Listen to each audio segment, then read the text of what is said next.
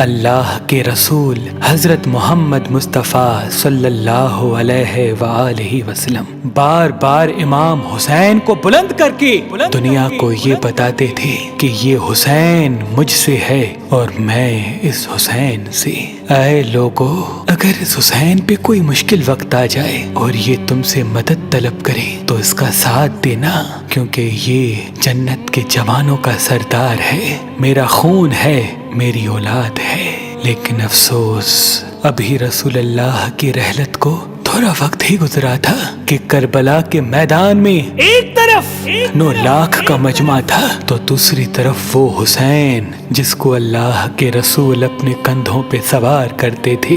امام حسین علیہ السلام اپنے نانا کی امت سے بار بار کہتے رہے کہ کیوں میرا رستہ روکا ہے؟ اے لوگو، پہچانو، میں تمہارے نبی کا نواسا ہوں، کیوں 3 دن سے میرے بچوں کو پیاسا رکھا ہے؟ کیوں میرے عزیز و اقارب کو شہید کیا ہے؟ بتاؤ، کیا میں نے رسول اللہ کی شریعت میں ترامیم کی ہے؟ کسی انسان کا حق کھایا ہے؟ کسی انسان پہ ظلم کیا ہے؟ اتنے میں فوج یزید ایک آواز میں کہنے لگی، اے حسین، ہم سب تجھے تیرے بابا علی کے بغض میں قتل کر رہے ہیں تاکہ یزید ہماری جھولیاں دولت سے بھر دے۔ امام حسین نے فرمایا، اے لوگو، آج جس اسلام کا علم تمہارے ہاتھوں میں بلند ہے، یہ علم میرے بابا علی نے بلند کیا، مت بھولنا۔ خیبر و خندق میں اگر علی نہ ہوتے تو اسلام کی فتح ناممکن تھی۔ وہ علی جس نے پوری زندگی اسلام کی تبلیغ کی، حق کو بلند کیا، رسول اللہ کی حفاظت کی، آج اس علی کو یہ اجر دے رہے ہو۔ اے لوگو، بتاؤ، اللہ کے رسول نے بار بار میرے بابا علی کا ہاتھ بلند کر کے فرمایا تھا کہ جہاں حق ہوگا وہاں علی ہوگا، جہاں علی ہوگا وہاں حق ہوگا، اور آج اس علی اور اولاد رسول کو یہ اجر دے رہے ہو۔ اتنے میں یزید کی فوج کے سپہ سالاروں نے دیکھا کہ کہیں فوج میں بغاوت نہ ہو جائے۔ اے شمر، کیا دیکھ رہے ہو؟ حملہ کرو۔ بس لاکھوں کی فوج نے جب رسول اللہ کے نواسے پہ حملہ کیا، امام حسین علیہ السلام نے اللہ کا نام لیا اور ذوالفقار کو نیام سے نکالا۔ تاریخ گواہ ہے، ایک طرف لاکھوں کا مجمع اور ایک طرف 3 دن کا بھوکا پیاسا حسین ابن علی۔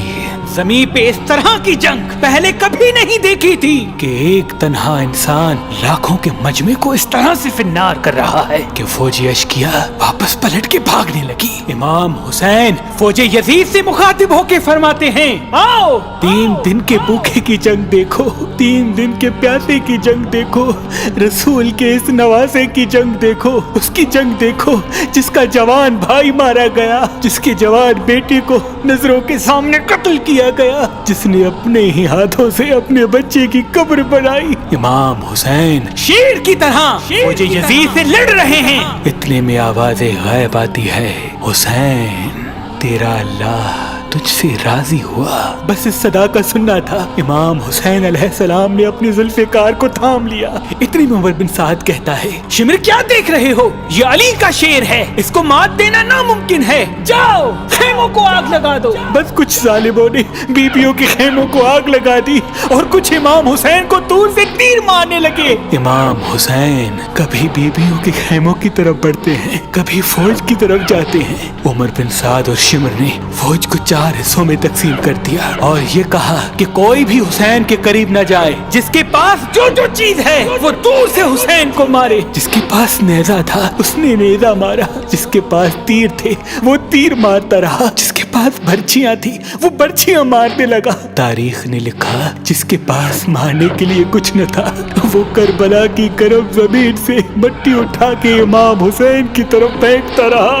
امام حسین کے جسم مبارک پہ ہزاروں زخم لگتے رہے، آپ کے جسم مبارک پر اتنے تیر تھے کہ آپ کا جسم مبارک نظر تک نہیں آ رہا تھا۔ بس جیسے ہی نواسا رسول گھوڑے کی سینگ سے زمین پہ آتے ہیں، فوج یزید यजीद झूमना शुरू कर देती है। लेकिन इतने में वो घोड़ा जिस पे आप सवारी किया करते थे वो इमाम हुसैन के चारों तरफ घूमना शुरू कर देता है ताकि इन तीरों से मैं अपने आका हुसैन को बचा लूं। वो घोड़ा दौड़ ही रहा था। इतने में उमर बिन साद ने कहा, ऐ लोगो रुको, मैंने अपनी आंखों से देखा था इस घोड़े पे अल्लाह के रसूल सवारी करते थे, कहीं तीर इस घोड़े को न लगे। और यूं तीरों को चलाना बंद किया गया।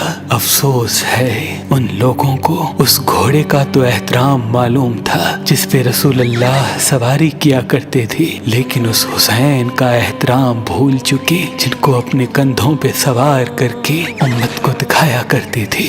बस इमाम हुसैन अलैहिस्सलाम ज़मीन करबला पे अपना सर रख के अल्लाह का शुक्र कर रहे हैं और वहाँ फौज यजीद के मुख्तलिफ सिपाही इमाम हुसैन का सर काटने के लिए करीब आते हैं। जो भी करीब आके इमाम हुसैन के सर को देखे तो उसे इमाम हुसैन के चेहरे में रसूल अल्लाह का चेहरा नजर आए और वो चीख के दूर चला जाए। इतने में शिमर कहने लगा, ये काम मुझसे ही होना है। जैसे ही शिमर ने खंजर इमाम हुसैन के गले पे रखा तो वो देखे इमाम हुसैन के लब हिल रहे हैं। उसने सोचा, हमने हुसैन का पूरा खानदान कत्ल कर दिया, 3 दिन तक हुसैन के बच्चों को प्यासा रखा, शायद हुसैन हमें बद्दुआ दे रहे होंगे। सुनने के लिए कान करीब करे तो क्या सुने।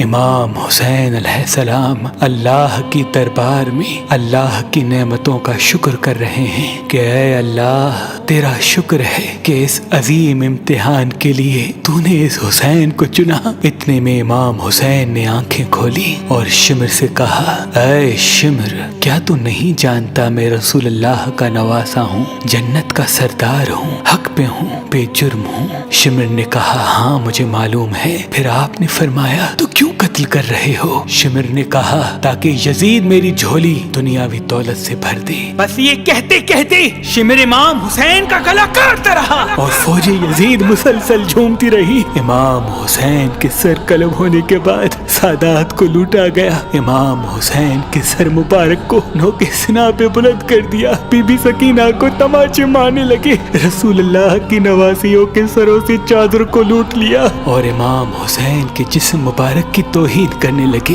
तारीख ने लिखा, इमाम हुसैन के जिस्म पर जो जो चीजें थी उनको लूटने लगे। इतने में एक शख्स इमाम हुसैन के जिस्म के करीब आया। इमाम हुसैन के हाथ में एक अंगूठी पहनी थी, उतारने की कोशिश की, ना उतरी। वो उंगली काट के अंगूठी ले गया। आपके जिस्म मुबारक को रस्सियों से बांध के करबला की गर्म जमीन पे इधर से उधर फिराया गया।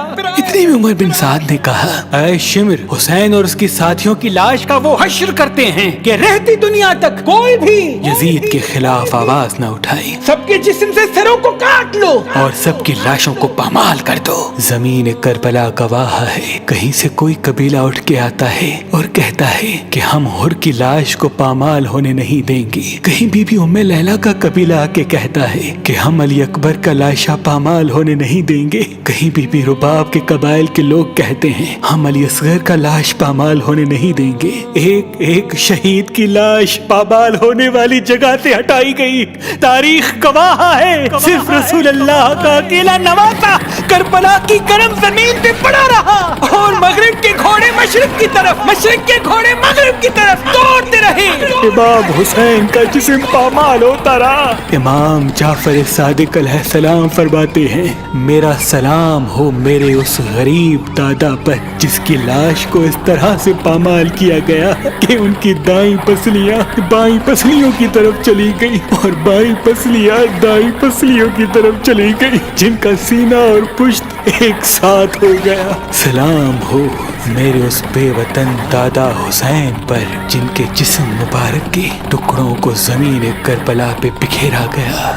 सलाम हो, सलाम हो, सलाम हो।